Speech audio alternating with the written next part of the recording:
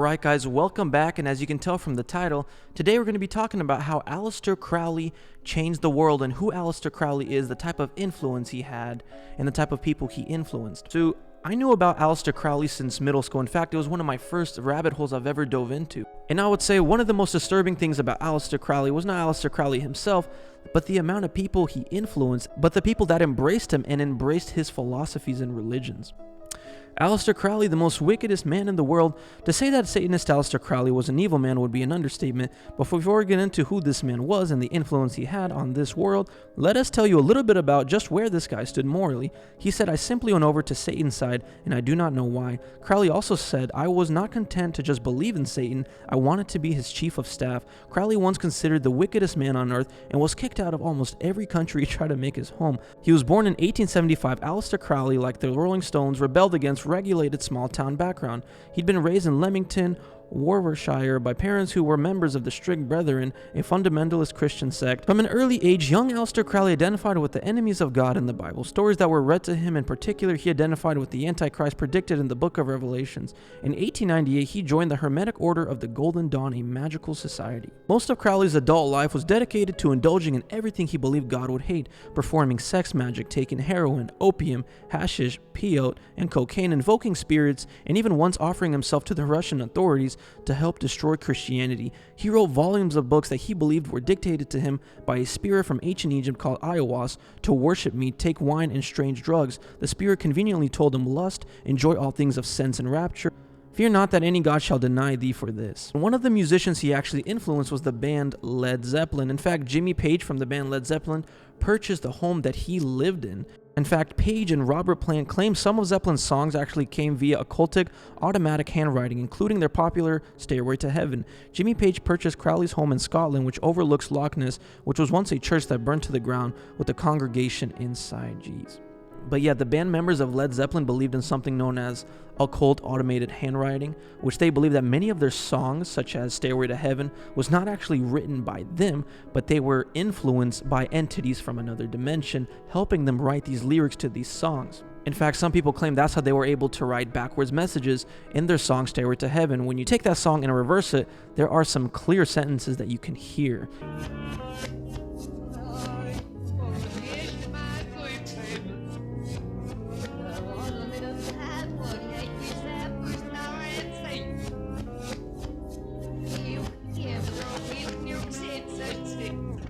Raise your hands if you heard anything.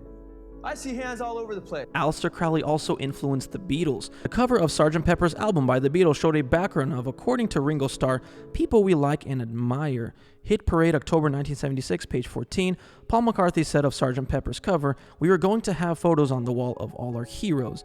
Musicians Special Collector's Edition, Beatles and Rolling Stones, 1988, page 12.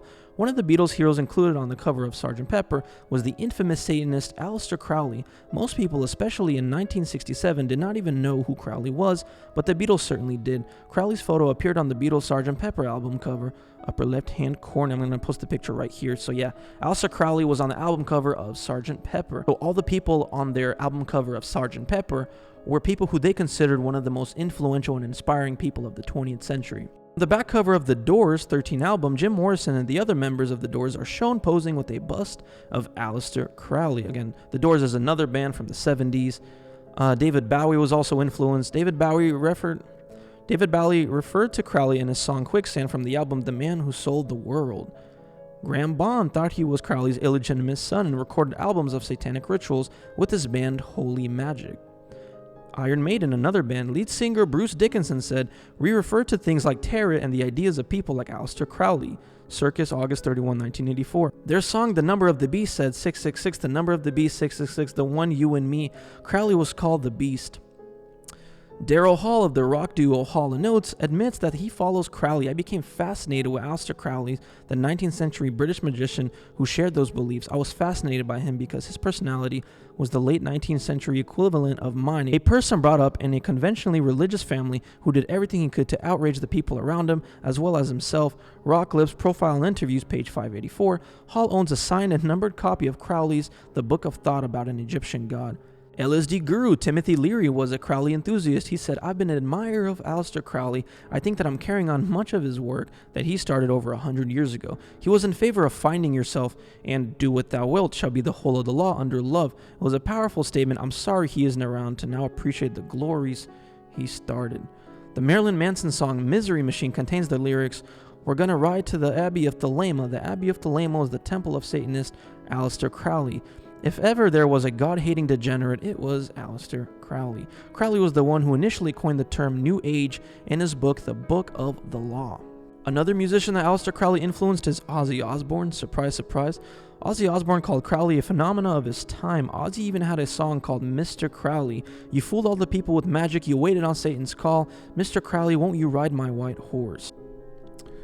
So yeah, Aleister Crowley was a very influential man in the 20th century, and the thing I find the most interesting was the amount of musicians that Aleister Crowley influenced. And Aleister Crowley, being a Satanist himself, I'm sure he's aware that the devil, when he was in heaven, he was actually one of God's musicians. He was the angel of music, so it's no surprise that the devil, instead of using music to worship God now, he uses it to deceive and trick humanity, because music is a very powerful tool. I mean, it can arouse the brain, it can make the brain feel all kinds of emotions, it can make you feel sad and happy. Angry songs make you feel angry, happy songs make you feel happy, depressing songs make you feel even more depressed. Music is a very powerful tool. It puts you in a state of hypnosis. But yeah, Aleister Crowley's philosophy of "do what thou wilt shall be the whole of the law" is alive and well today. It's influenced the music industry, it influenced the counterculture of the 60s and 70s, it influenced the sexual revolution, the drug revolution, right? Do your own will. Crowley believed that with this philosophy, acquiring as much pleasure as possible to yourself was the highest form of righteousness. And that was part of his philosophy of "do what thou wilt." Find your own will, find your own path. Not God's will, not man's will, not anybody else's will. Find your own will. And well, look how that turned out, right? Let's look at the sexual revolution, the drug revolution. Did "do what thou wilt" benefit our society or ruin it? For example, the sexual revolution of the 60s and 70s, I think it's done more harm than good. Let's see, sexual diseases increased, unwanted pregnancies, broken families, divorces skyrocketed, depression skyrocketed, cheating and affairs skyrocketed. In fact, there is a website called Ashley Madison, and the slogan of that website is, "Have an affair, life is short." And there are over, I think, like 50 or 60 million members now having affairs using this site. And that's just one of the examples of how "do what thou wilt" does not benefit society. Doing your own will, following your own path, eventually will lead you to destruction. But musicians aren't the only people Aleister Crowley influenced. In fact, he influenced someone known as Jack Parson. This sex-crazed occultist was the father of modern rocketry. Without Parson, Neil Armstrong may have never set foot on the moon, and American military power might have been a fraction of what it is today. But Parsons' global significance was overshadowed by a juicier pastime. He was a leader of a black magic sex cult of which Scientology founder L. Ron Hubbard was once a member. So yeah, Jack Parson was influenced by Aleister Crowley. He was part of a sex cult, and he is known as the father of modern rocketry, which later on went to help NASA become what it is today. But yeah, guys, thank you so much for watching. Also, I do have merch if you guys are interested in supporting your boy. But yeah, thank you so much for watching. Let me know what you think in the comments below, and we are out.